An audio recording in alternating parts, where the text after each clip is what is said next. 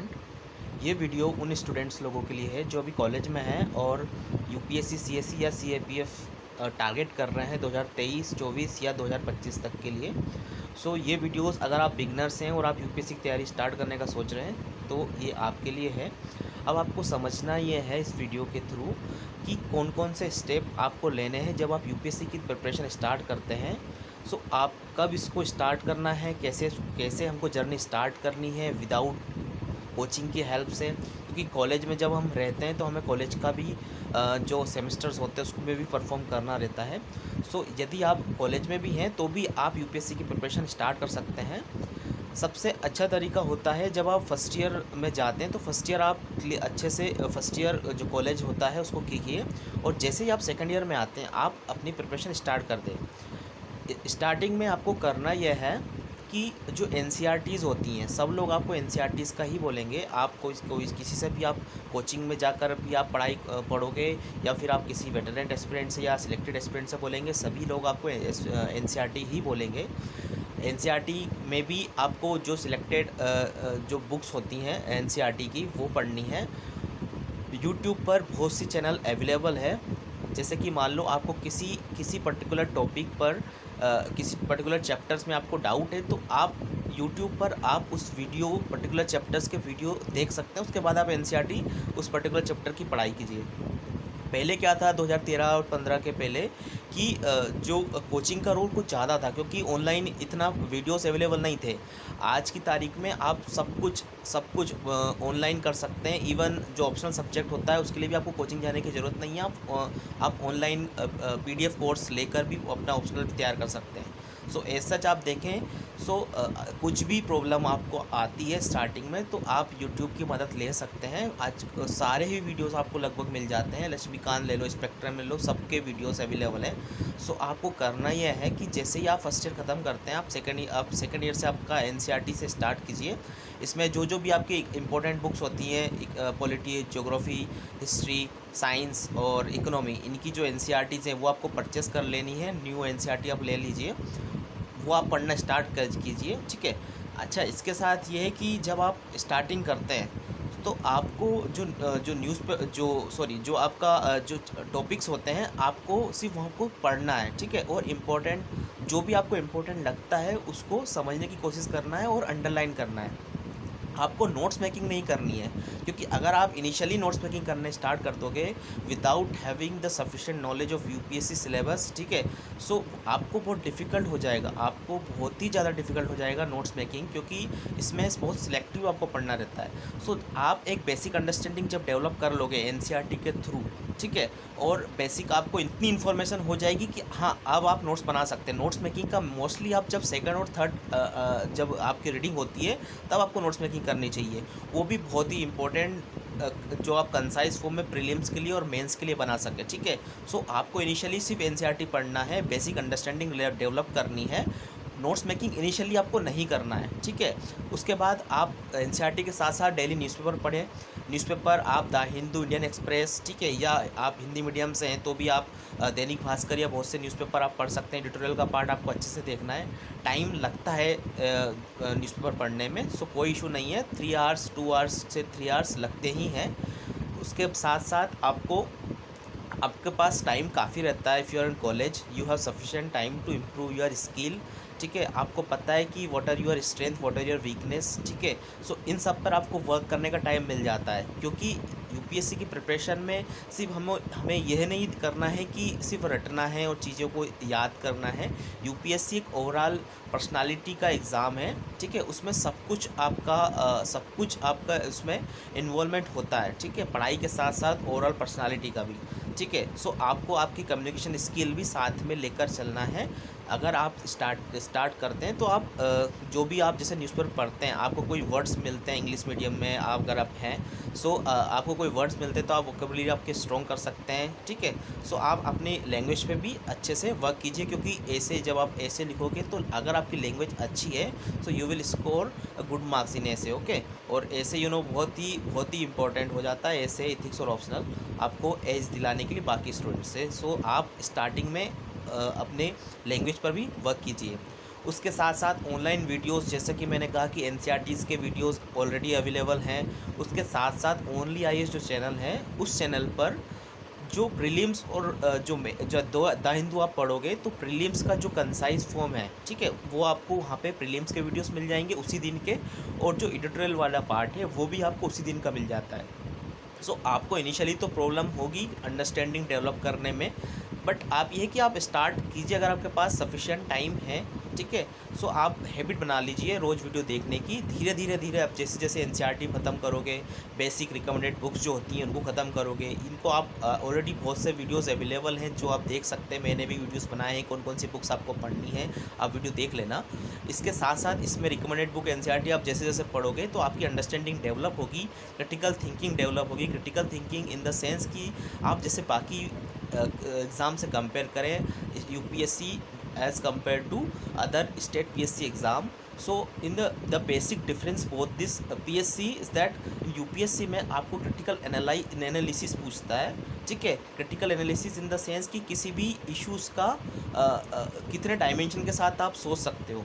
बाकी पीएससी जो होती है, जो स्टेट पीएससी होती है, उसमें डायरेक्ट क्वेश्चंस आते हैं, ठीक है, आपको रटना है और लिख कर आना है। सो यूपीएससी में इसलिए ही टाइम लग जाता है क्योंकि इसमें क्रिटिकल एनालिसिस करने में टाइम लग जाता है। यूपीएससी आपके व्यूज़ पूछती है, ठीक है। आपने एडिटोरियल पढ़ा द हिंदू में, तो आपने इतने सारे लोगों के व्यूज़ पढ़ने के बाद आपके खुद का व्यू जनरेट होता है।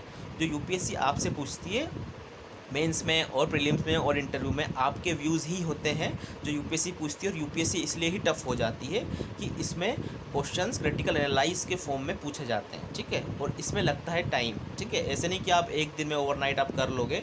सो इसमें लगता है टाइम। आप जैसे जैसे न्यूज़पेपर पढ़ोगे, एडिटोरियल पढ़ोगे और एनसीईआरटीज़ पढ़ोगे, बुक्स पढ़ोगे, करंट अफेयर को स्टैटिक पोर्शन से रिलेवेंट करोगे, सो आपको काफ़ी चीज़ें डेवलप होगी, क्रिटिकल एनालिसिस पार्ट आपका डेवलप होगा, तो आप इजीली अच्छे से एग्ज़ाम को समझ पाएंगे और कर पाएंगे, ठीक है। ऑनलाइन वीडियो की और बात करें तो रुनाल सर का वीडियोस है जो इकोनॉमी के लिए आप देखेंगे।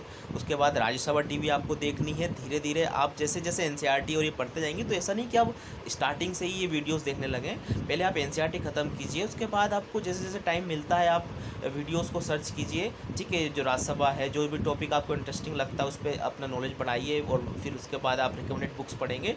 सो आप बेसिक एक स्टेज तक आ जाएंगे, तो फिर आपको बहुत ही कंफर्टेबल आप इश्यूज़ को समझ पाएंगे, ठीक है। उसके बाद आपको नोट्स मेकिंग का मैं बता चुका हूँ कि आपको नोट्स मेकिंग इनिशियली नहीं करनी है। पहले आपको एक बेसिक अंडरस्टैंडिंग डेवलप करना है। प्रॉपर सिलेबस और लास्ट के क्वेश्चंस आपको देखते रहने हैं। जब भी आप सिलेबस को देखोगे तो वो लास्ट के क्वेश्चंस देखोगे, तो उसके बाद आप अगर कोई सी एनसीईआरटी पढ़ते हो या आपकी बुक्स पढ़ते हो, ठीक है, एनसीईआरटी करने के बाद आपको रिकमेंडेड बुक्स पढ़नी है। मान लो आप लक्ष्मीकांत आपको पढ़ना है, सो आपने अगर सिलेबस देखा है कि भाई पार्लियामेंट है, पार्लियामेंट टॉपिक पर्टिकुलर आपका बहुत इंपॉर्टेंट टॉपिक हो जाता है प्रीलिम्स का पॉइंट ऑफ व्यू से। तो यहाँ पे पार्लियामेंट में कैसे कैसे क्वेश्चंस आते हैं, तो आप जब लक्ष्मीकांत पढ़ोगे तो आपको क्लियर आइडिया होगा कि कैसे क्वेश्चंस यूपीएससी पूछ रहा है, ठीक है। सो सिलेबस और लास्ट के क्वेश्चंस तो आपको लगभग पढ़ने से रोज़ ही देखना है। सो आपको पूरा सिलेबस और ये तो आपको पूरा याद होना चाहिए, ठीक है। और ये धीरे धीरे हो जाएगा जब आप जैसे जैसे प्रिपरेशन स्टार्ट करोगे। यूपीएससी की प्रिपरेशन में 1.5 ईयर सफिशिएंट होता है, ठीक है। इसमें आप क्लियर अच्छे से 1.5 और 2 ईयर में आप अपना ऑप्शनल भी ख़त्म करके एग्ज़ाम में बैठ सकते हो, क्वालिफाई कर सकते हो, ठीक है। बाकी इसके बाद आपको ऑप्शनल सब्जेक्ट जो होता है उसमें पहले आप जब एनसीईआरटीज़ और आपकी जो रिकमेंडेड बुक्स ख़त्म कर लोगे, तो उसके बाद उसके बीच में आप ऑप्शनल में टाइम दीजिए। काफ़ी अच्छे से टाइम देना है क्योंकि ऑप्शनल बहुत क्रिटिकल होता है। इस पर भी मैं एक वीडियो बना चुका हूँ कि कैसे आपको ऑप्शनल सेलेक्ट करना है और कौन कौन से ऑप्शनल को क्या फ़ायदे क्या है, नुकसान क्या है, ठीक है। उसके अकॉर्डिंग ही आपको ऑप्शनल सब्जेक्ट चूज़ करना है, ठीक है। उसके बाद आपको कौन कौन सी चीज़ें नहीं करनी है। पहली चीज़, आपको राइटिंग प्रैक्टिस आपको इनिशियली नहीं करनी है, क्योंकि आपको नॉलेज नहीं होगा तो आप कुछ भी कर लिख लोगे, उसका मतलब नहीं है। पहले आप इतना अंडरस्टैंडिंग डेवलप कर लो कि आप एक आंसर, पर्टिकुलर आंसर को लिख पाओ। क्योंकि मैंने जैसे कहा है कि यूपीएससी में फैक्ट्स नहीं आते हैं। अगर फैक्ट्स आते हैं तो आप पहले दिन से राइटिंग प्रैक्टिस स्टार्ट कर देते, पर यूपीएससी में एनालिसिस पूछता है। एनालिसिस के लिए आपके पास काफ़ी थोड़ा टाइम होना चाहिए कि आपके पास बेसिक जो इश्यूज़ हैं उनकी अंडरस्टैंडिंग डेवलप हो गई हो, तभी आप आंसर लिख पाओगे। तो पहले आप एनसीईआरटीज़ और रिकमेंडेड बुक्स आप ख़त्म कर देते हैं, करंट अफेयर्स रिलेवेंट आप स्टार्ट कर देंगे, तो तब आप स्टार्ट कीजिए राइटिंग प्रैक्टिस, तो आप इजीली लिख पाओगे आंसर, बहुत इजीली लिख पाओगे, ठीक है। बट राइटिंग प्रैक्टिस तो बहुत ही इंपॉर्टेंट है, बट मैं बात कर रहा हूँ इनिशियली आपको नहीं प्रैक्टिस करनी, क्योंकि आपको समझ में ही नहीं आएगा को लिखना कैसा है, ठीक है। तो आपको पहले बेसिक अंडरस्टैंडिंग डेवलप करनी है, उसके बाद ही आप राइटिंग प्रैक्टिस स्टार्ट करना है। उसके बाद आपको आपकी सबसे इम्पोर्टेंट चीज़ और मुझे बतानी है आपको कि अगर आप यूपीएससी की प्रिपरेशन स्टार्ट कर रहे हैं, सो आपको ये बात किसी को नहीं बताना है, ठीक है, किसी भी रिलेटिव्स और किसी को नहीं बताना है कि आपका प्लान क्या है यूपीएससी का। क्योंकि क्या होता है, जब आप यूपीएससी की जर्नी में स्टार्ट करते हैं तो आपको लगता है कि यार सब कुछ ठीक रहेगा, बट हो सकता है अनफॉर्चुनेटली कि अगर आपकी जर्नी थोड़ी सी और पोस्टपोन हो जाती है तो ये रिलेटिव्स आपको काफ़ी परेशान करते हैं, लिटरली बहुत ज़्यादा। तो आपको आपके आपके प्लान किसी को नहीं बताना, स्पेशली यूपीएससी का, तो ठीक है, बहुत ही इंपॉर्टेंट पॉइंट्स है ये। उसके बाद आपको वो जो चीज़ें हैं जैसे सोशल मीडिया आपको अवॉइड करना है, ठीक है, क्योंकि यूपीएससी की प्रिपरेशन में डेडिकेटेड टाइम, ठीक है, आपको देना पड़ता है, और इसमें अननेसेसरी आपको पता है सोशल मीडिया पे कैसे कितने ज़्यादा डिस्ट्रक्शन होता है। सो आपको टोटली या जितना ज़्यादा हो सके आपको अवॉइड करना है, ठीक है। उसके बाद आपको पढ़ाई के साथ साथ रेगुलर एक्सरसाइज और मेडिटेशन भी आपके शेड्यूल में डालिए, ठीक है।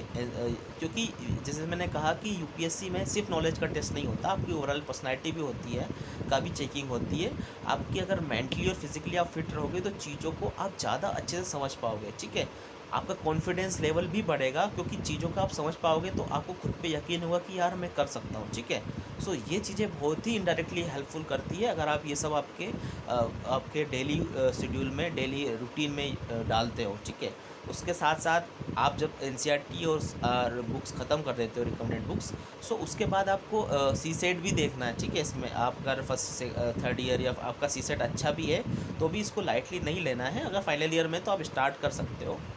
बाकी आप सेकंड ईयर से अगर स्टार्ट कर रहे हो तो जैसा मैंने बताया कि आपको पहले एनसीईआरटी से स्टार्ट करना है। उसके बाद एनसीईआरटी में जो भी टॉपिक्स आपको लगते हैं या डाउट हैं तो वो ऑनलाइन वीडियोस आपको एनसीईआरटी के यूट्यूब पर मिल जाएंगे। उसके बाद आप पूरा टॉपिक अच्छे से पढ़िए।